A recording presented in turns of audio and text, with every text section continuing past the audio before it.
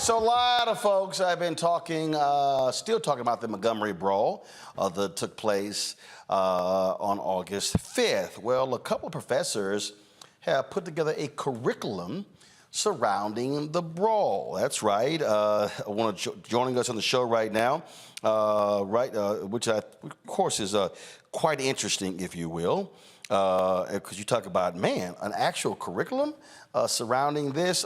Please welcome to the show for our Education Matters segment. Right now, Dr. Linda Holloway, Associate Professor of Counseling, Alabama State University. Dr. April Berry, Adjunct Professor, University of South Alabama. All right, glad to have you. So whose idea was this? It was collectively, but I would say I initiated. Okay, and so you initiated, and so, but why? What was it about this where you said, you know what, we can actually teach around this? There were a multitude of reasons as to why. There's not one single reason, because as an academician, when I approach something in a counselor educator, it's from the perspective of how can I use this in my classroom? So we want to build students so that they have critical thinking skills. And we did not want them to walk away after all of the TikToks, after all of the laughter and all of that to just simply, that's it. But to have a conversation around the historical psychological aspect of this. For example, you see the guy, he's at work. So let's talk about, because I teach career counseling, let's talk about violence in the workplace. But violence in the workplace against a Black male or Black people that did not start on August 5th. And so with having those questions and creating a safe place in the classroom will allow students to have those kind of intellectual stimulating conversations. So how has this been received? Very well, because one of the things that we try to do is have it in such a way that is user-friendly. You can select those questions that are most appropriate to you, and if you want to change and modify. Give you an example. I had a faculty member from Tougaloo University, Dr. Wendy White, to call me. She teaches a class on race, ethnic, and medical, and she wanted to use some of those questions as discussion questions from a medical perspective. April? Yes, I would say so. It's been received really well. Also, one of the things that we really wanted to do was to allow for everyone to have a voice in critical discussions such as this. I think a lot of times we in the moment can have our own personal reactions, our own personal reflections, but how often is it when we can all come together in perspective places and have these more critical dialogues? And so specifically for my role as the clinical director who supervises other mental health professionals, I wanted to make sure that our clinicians were able to have safe spaces among the staff to talk about these issues, but also the clients that we serve who are coming in who may have mental health challenges, who've experienced microaggressions and different oppressions, that our clinicians are prepared to talk about these issues and create that safe space for our clients. And for the both of you, April, I'll start with you. Were y'all even surprised at the visceral reaction, how people responded with such glee to what took place?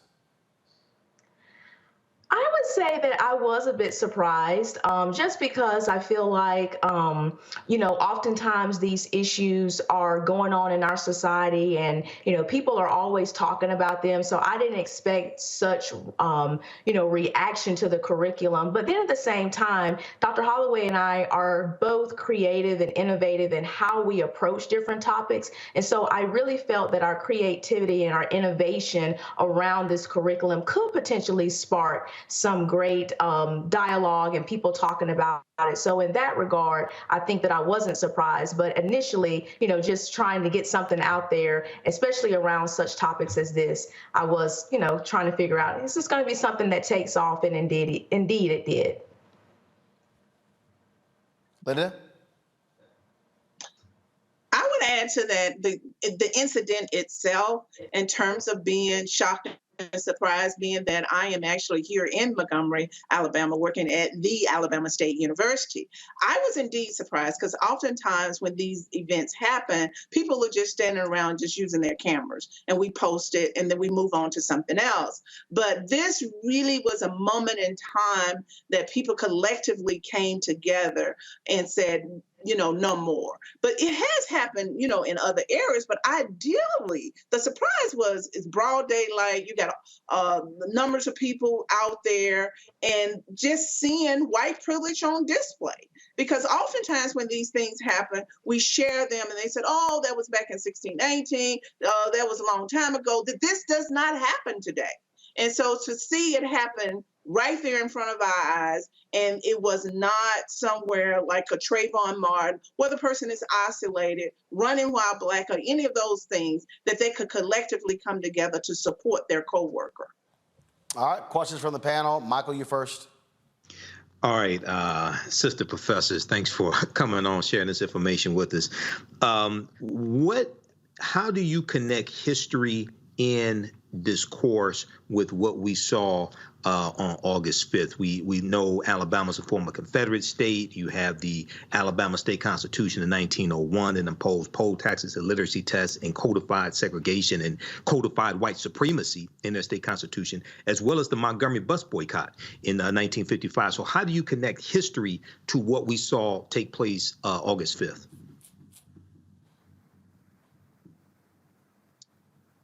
April, Dr. Berry, is on me. Okay, so how I connect history is, if you think about where did this incident happen? It happened at a place where slaves were actually brought in. So I'm connecting history right there in the moment, right there.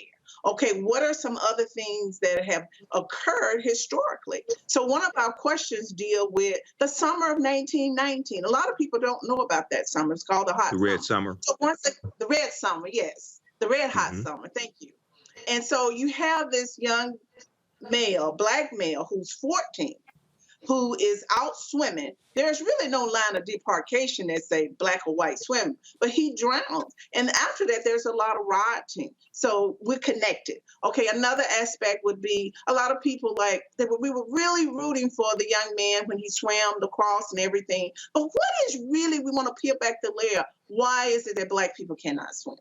So we have a video in there that actually talks about that, because there's time when blacks are swimming, they throw acid in the pool. So there's a lot of history around that. But I know you talked about specifically just Alabama history, but we look at it from a more global perspective. But if there's something to be related specifically about Alabama, then obviously it will come out. Okay. All right. Thank you. Xavier? Dr. Holloway, Dr. Berry, thank you for your contribution to a conversation. I think that one of the interesting questions that was on your guide was about African Americans generally felt it as a collective community pride about what happened, and asking why did Black people feel a sense of pride in that? What made you? First and foremost, I ask your connection to the pride in that sense, and your experience with that, and gathering that information to show that African Americans did show a sense of pride in that. And why do you feel that overwhelming pride seemingly didn't get as much pushback as other racial incidents that go viral and memes shared about the conversations themselves? That's a great question.